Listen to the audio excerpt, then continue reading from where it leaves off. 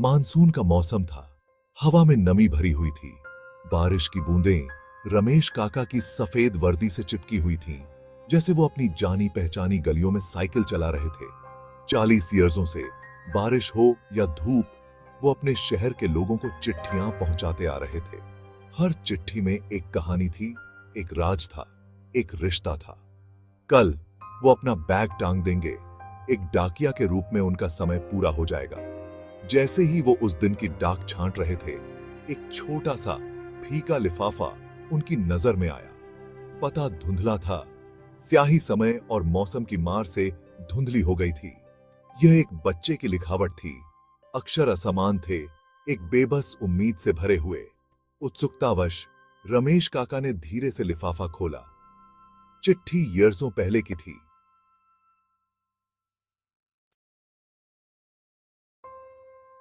एक छोटे लड़के की थी, शायद 10 या 11 साल का होगा, जो अपनी मां को अपने दिल की बात लिख रहा था। उसने अपनी चाहत, अपने अकेलेपन और अपनी मां के घर वापस आने की तमन्ना के बारे में लिखा था।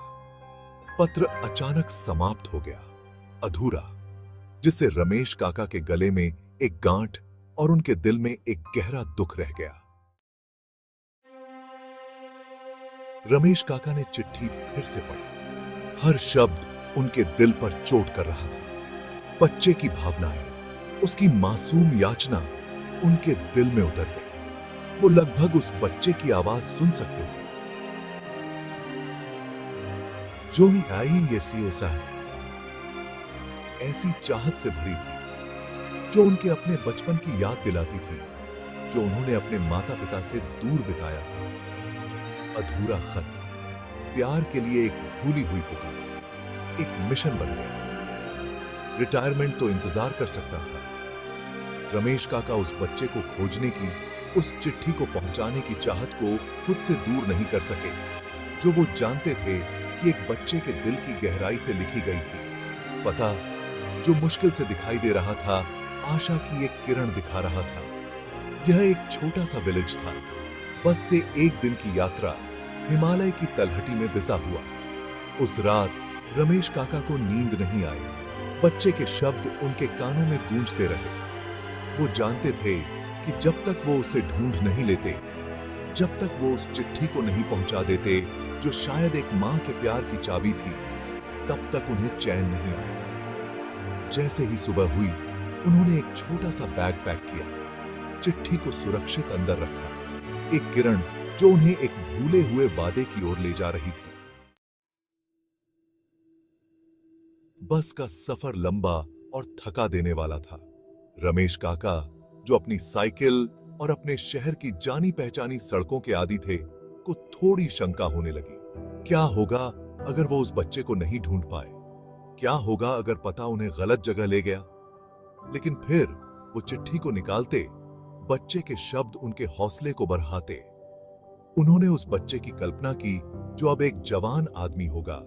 उसका चेहरा उस जवाब के इंतजार के ईयर्सों से ढका हुआ होगा, जो कभी नहीं आया। हो सकता है कि चिट्ठी इतने ईयर्सों बाद भी एक मां से जुड़ाव, एक एहसास दिला सकती है जिसकी उसे चाहत थी। रमेश काका उस उम्मीद से चिपके रहे। उनका दिल उस बच्चे से किए गए खामोश वादे को पूरा करने पर टिका था, जिससे वो कभी नहीं मिले थे। जैसे ही बस उस विलेज में पहुंची, रमेश काका पर एक अजीब सी शांति छा गई। हवा साफ थी, पहाड़ राजसी थे, उनकी चोटियां धुंध में डूबी हुई थीं। विलेज छोटा और विचित्र, समय से अछूता लग रहा था। नए जोश के साथ रमेश काका बस से उतरे। चिट्ठी उनका कंपास थी, जो उन्हें अनजान रास्ते की ओर ले जा रही थी।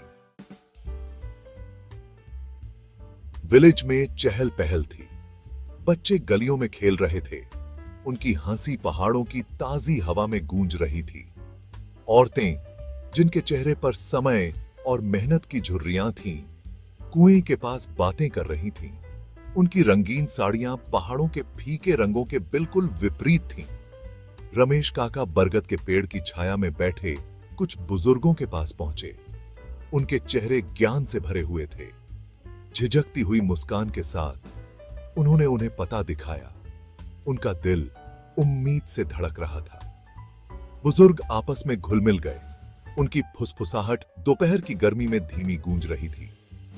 अंत में उनमें से एक, जिसकी आंखें पहचान से चमक रही थीं,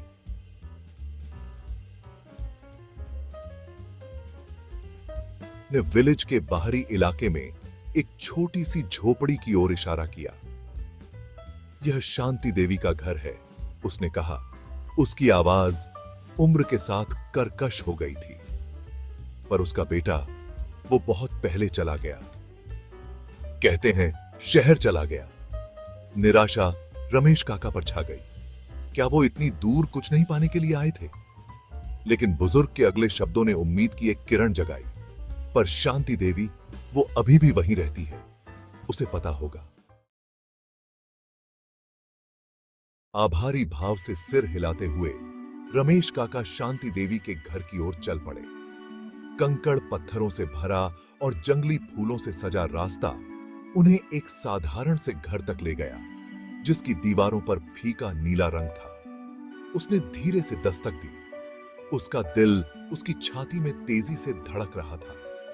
एक पल बीत गया, फिर दरवाजा खटखटाया। एक बूढ़ी औरत को प्रकट करते हुए उसका चेहरा जीवन भर की कहानियों से सजा हुआ था। उसकी आंखें हालांकि उम्र के साथ धुंधली हो गई थीं, फिर भी रमेश काका को देखते ही पहचान की चमक दिखाई दी। हां? उसने पूछा। उसकी आवाज कमजोर लेकिन दृढ़ थी। रमेश काका ने गहरी सांस ली। यह सुनिश्चित नहीं था कि कैसे शुरुआत की जाए। उसने चिट्ठी आगे बढ़ाई। उसकी फीकी स्याही समय बीतने का प्रमाण थी। मेरा मानना है कि यह आपका है, उन्होंने धीरे से कहा। शांति देवी की आंखें चौड़ी हो गईं, क्योंकि उन्होंने जानी पहचानी लिखावट को पहचान लिया। उसका हाथ कांप रहा था। जैसे ही उसने हाथ बढ़ाया, उसकी उंगलियां फीके कागज को छू रही थीं। उन पर सन्नाटा छा गया। केवल चिड़ियों की चहचहाहट और हल्की हवा में पत्तों की सरसराहट सुनाई दे रही थी।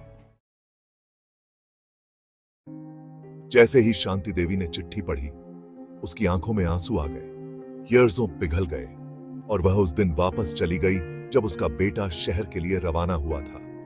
उसका छोटा हाथ उसका हाथ थामे हुए था। उसकी आंखें बिछड़ने के दर्द से भरी हुई थीं। पत्र उसके शब्द चाहत से भरे हुए, एक मां के प्यार के कच्चे दर्द को वापस ले आए। एक ऐसा प्यार जो दूरी के बावजूद, यर्ज़ों की चुप्पी के बावजूद कायम रहा।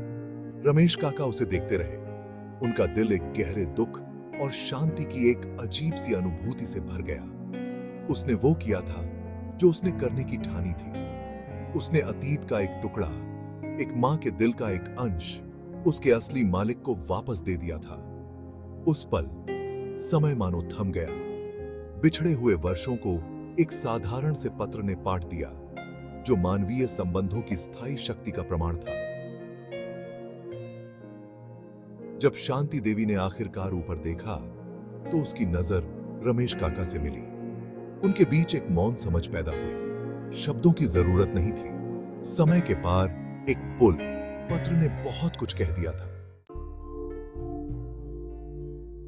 वो बहुत छोटा था, शांति देवी फुसफुसाई। उसकी आवाज भावुकता से भरी हुई थी।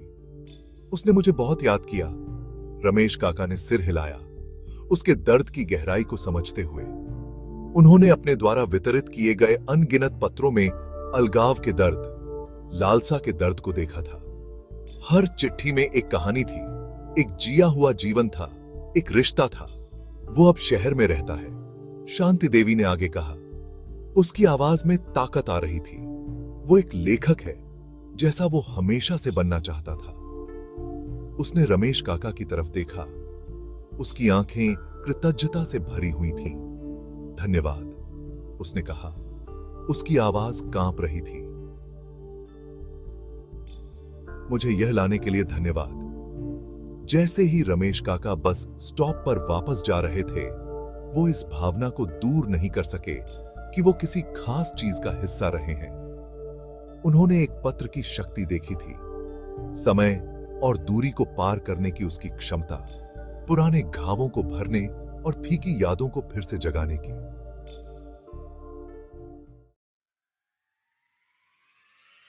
घर वापस जाने का सफर छोटा लग रहा था, किसी तरह हल्का। रमेश काका अपने साथ शांति देवी के आंसुओं की याद, उनकी आंखों में मिश्रित खुशी की याद लिए हुए थे, क्योंकि उन्होंने इतने ईयर्सों बाद अपने बेटे के शब्दों को पढ़ा था। उन्होंने महसूस किया कि एक डाकिया के रूप में उनका काम केवल पत्र पहुंचाना नहीं था। वो जीवन के मूक पर्यवेक्षक थे, रहस्यों के रखवाले थे, दिलों के बीच एक सेतु थे। अधूरा खत, प्यार के लिए एक भूली हुई पुकार, मानवीय संबंधों की स्थायी शक्ति का प्रमाण बन गया था। इसने उन्हें याद दिलाया कि डिजिटल युग में भी जहां संदेश स्क्रीन पर पलक झपकते ही चमकते हैं, लिखित शब्द में अभी भी एक जादू है, हिलाने और प्रेरित करने की शक्ति है, समय और स्थान से परे आत्माओं को जोड़ने की। जैसे ही उन्होंने आखिरी बार अपनी साइकिल की सवारी की, उनके परिचित रास्ते डूबते सूरज की सुनहरी रोशनी में नहाए हुए थे। रमेश काका को पता था कि कुछ कहानियां वास्तव में कभी खत्म नहीं होती हैं। वो जीवित रहते हैं, उन्हें बताने वालों के दिलों में रहते हैं, पीढ़ी दर पीढ़ी, अनमोल पत्रों की तरह, प्यार से सजे हुए, आशा से सीलबंद और समय के हाथों से दिए गए। नमस्कार दोस्तों, स्वागत है आप सभी का हमारे चैनल नानी की कहानी में, जहां हर कहानी में बसती है प्यार की मिठास और नानी की प्यारी आवाज। यहां हम आपको सुनाएंगे वो कहानियां जो आपके बचपन की यादें ताज़ा कर देंगी। हमारी कोशिश है कि इन कहानियों के जरिए आप फिर से अपने बचपन में खो जाएं और नानी की गोद में बैठकर कहानियों का आनंद लें। तो जुड़िए हमारे साथ और सुनिए नानी की कहानी, और हमारे इस चैनल को लाइक और सब्सक्राइब जरूर करें। धन्यवाद।